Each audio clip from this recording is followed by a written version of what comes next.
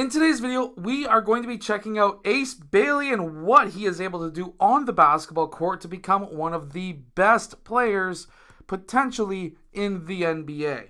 Let's get down and let's check him out. But really quickly, if you want to become a better shooting guard, make sure to go check out the link that is down in the description below for the shooting guard blueprint. Okay, so in the first clip that we are going to look at, Ace Bailey is right here, number 19. He gets an off-ball screen, and his defender is chasing over top of that screen with Ace Bailey. Şengün is currently in drop coverage, who is the screener's defender. Ace Bailey comes off of this screen and curls in. Now, yes, this is a moving screen in my opinion. However, I'm not going to be talking about that. What I will be talking about is the fact that Ace Bailey curled in because his man chased over top of that screen. Because of going over top of that screen and Ace Bailey curling in, cutting to the rim, this now puts the drop coverage defender, Şengün, in a difficult position. So for one, there's a massive gap between himself and Ace Bailey. So of course, if Ace Bailey has a good jump shot, which he does, this puts him in a tough situation to go and guard him. Because now the roll man is potentially going to be wide open. That's why you sit in drop coverage, because you're worried about the roll. So now Ace Bailey goes up for that shot because Şengün does not go and cover that shot. So this is essentially an absolutely wide open mid-range jump shot. Now, if we were to play this out and say, okay, Şengün covers that shot, well, the roll man's open, but now it's a 2-on-1 situation yet again. So in this situation right here, this puts Şengün in a 2-on-1. If he goes and guards Ace Bailey, now this roll man puts this man into a 2-on-1 situation again, where if he goes and covers the roll man, then it leaves the lift wide open for a three-point shot. So essentially what this is doing is putting the Ace Bailey and of course the Utah Jazz in a 3-on-2 situation where there will always be an open shot no matter how it is covered.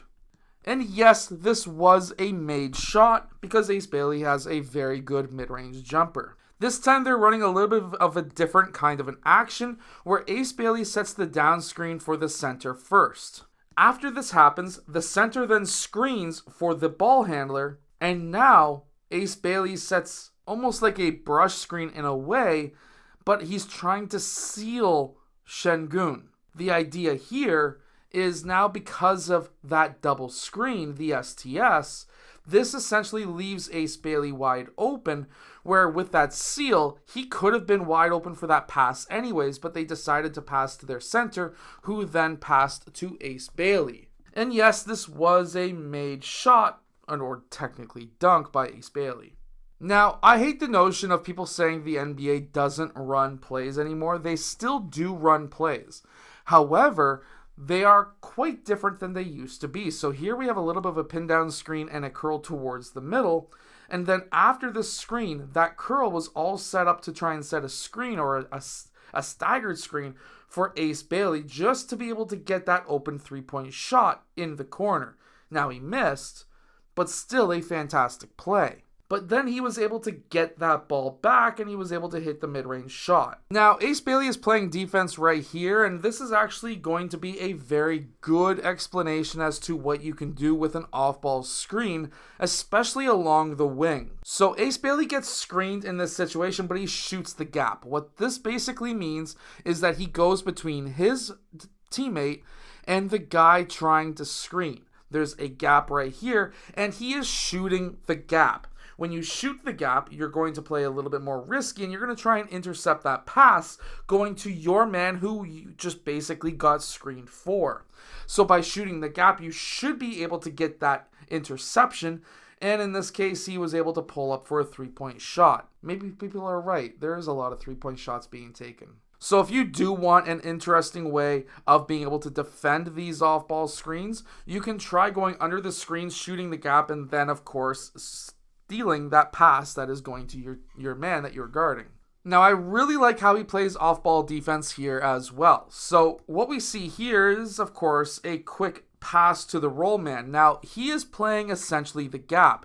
Normally, what you would have is this man coming over to play a little bit of help. He would be dropping, But because this pass is going to the free throw line, well, he's already in the gap.